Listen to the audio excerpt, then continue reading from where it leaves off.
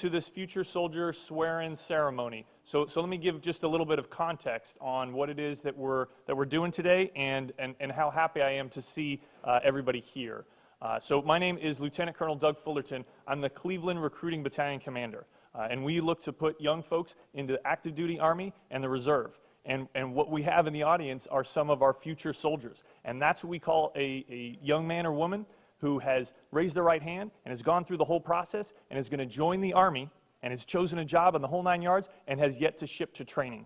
So that's who we've got here today, and it's so great to see all the family members as well supporting your future soldiers. So what we're going to do today, and we have kind of a special guest, and I'll do a little intro here in just a moment, is we're going to have the future soldiers come up on stage, and we're going to do that swear-in ceremony. Now, you guys are wearing masks, and I do appreciate that, and we are still going through this pandemic. And one of the results from that has been, normally at a MEPS, and that's the military in-processing locations, the family members can be there. And when you go through there and when you get finished at the end of the day, you do the enlistment ceremony and you get sworn in, and it's great. And MEPS have some really, really nice facilities, though not quite this nice.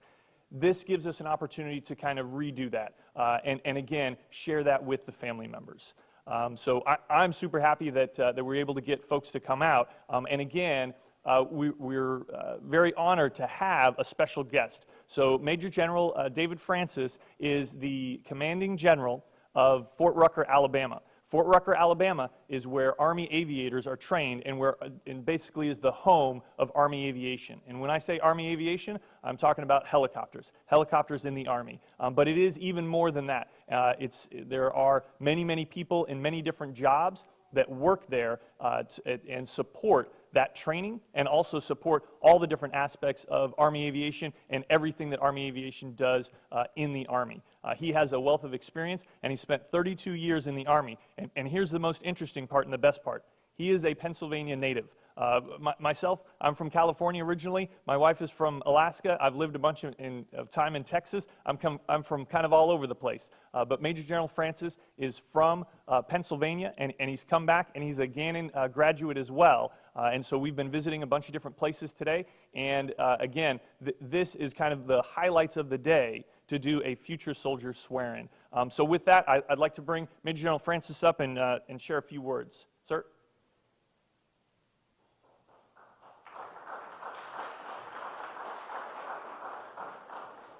Well, thank you all very much. It is an absolute honor to be here to do this today. The real reason they brought me back here, though, was because they needed a Steelers fan to make sure that we did this swearing ceremony right. So they brought me back from Alabama to make sure they didn't have a California guy. It was a Steelers fan. But Mr. Mayor, thank you. It's an honor to have you here today, sir, and to witness this event. It is truly remarkable. To realize, when you realize that less than 0.1% of the youth of this nation do what you're going to do today, to raise your right hand and say, I'm going to don the uniform of a United States Army soldier and serve this nation. It is truly remarkable on a number of fronts.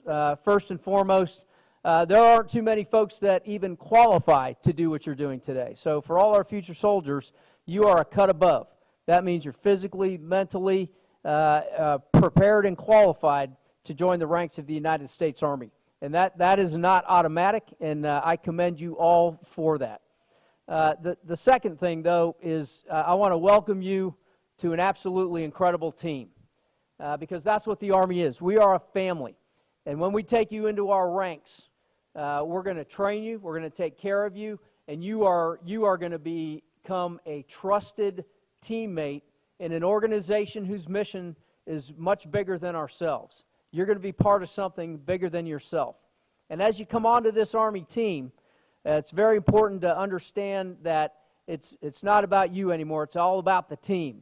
And you are going to become part of a world-class, high-performing team, and you're going to get to work and serve with some of the most exceptional Americans that you've ever had the privilege to witness. And you're going to make lifelong friends in this business because of how tight our bonds are. And so my hat's off to each and every one of you that are going to take this oath here today. The second group I'd like to thank is all of the family members sitting out here today. It's an absolute honor to have you here today.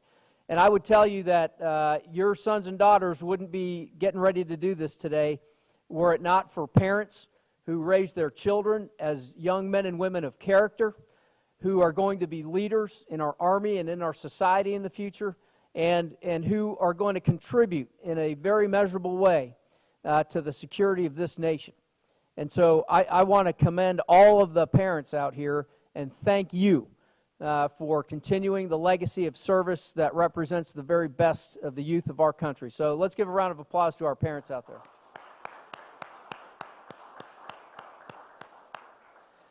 And lastly, just a little bit about this oath. So we're unique in the United States of America. When we take an oath to support the Constitution, we don't take an oath to a dictator. We don't take an oath to a king or a queen or any other entity out there.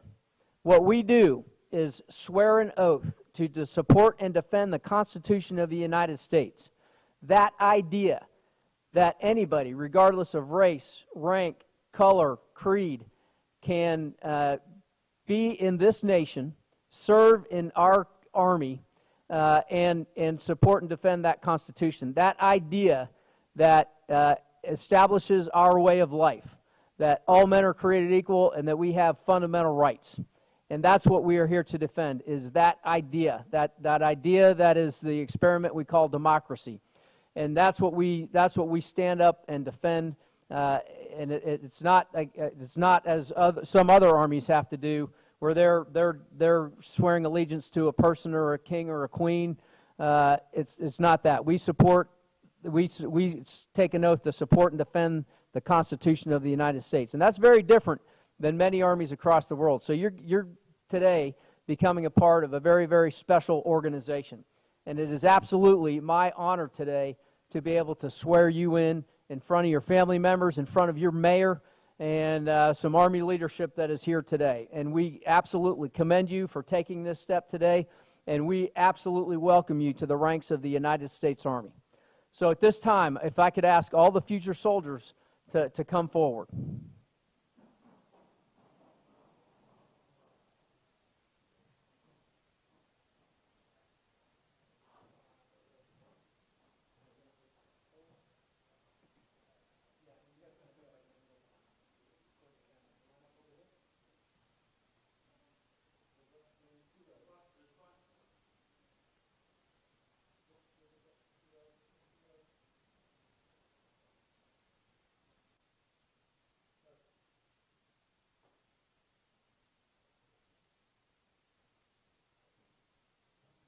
All right, so I'm going to ask you to all face me, raise your right hand, and repeat after me. I state your name. I, Trevor Lincoln, do solemnly swear. To support and defend. The Constitution. Of the United States of America. Against all enemies. Foreign and domestic. And that I will bear true faith. And allegiance to the same. That I will obey the orders. Of the President of the United States.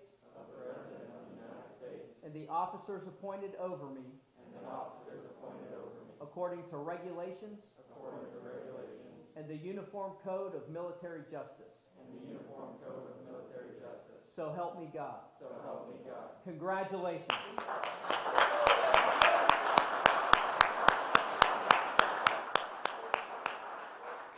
Mr. Mayor, can we ask you to come up and take a picture with these great Americans? Could we ask you to come up for a picture?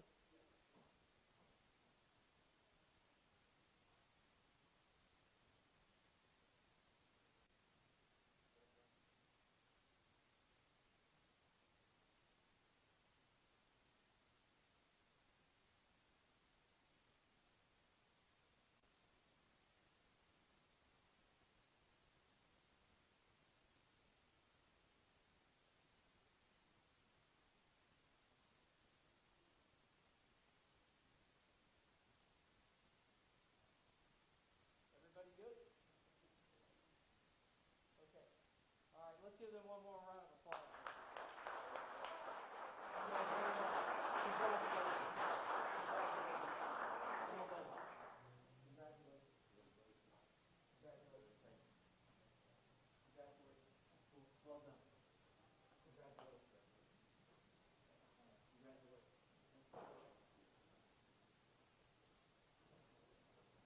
So, ladies and gentlemen, that concludes the formal portion, and again, the swearing in of your future soldiers that stand up here before you. Again, that's the conclusion of the formal portion. If you would like to come up and get some additional pictures, please, let's do that, and then there are going to be some refreshments afterwards as well. But thank you, everybody, so much for coming, and again, congratulations to each and every one of you, and we'll come by and we'll spend a little bit of time talking to all of you as well. So thank you, everybody. Appreciate it.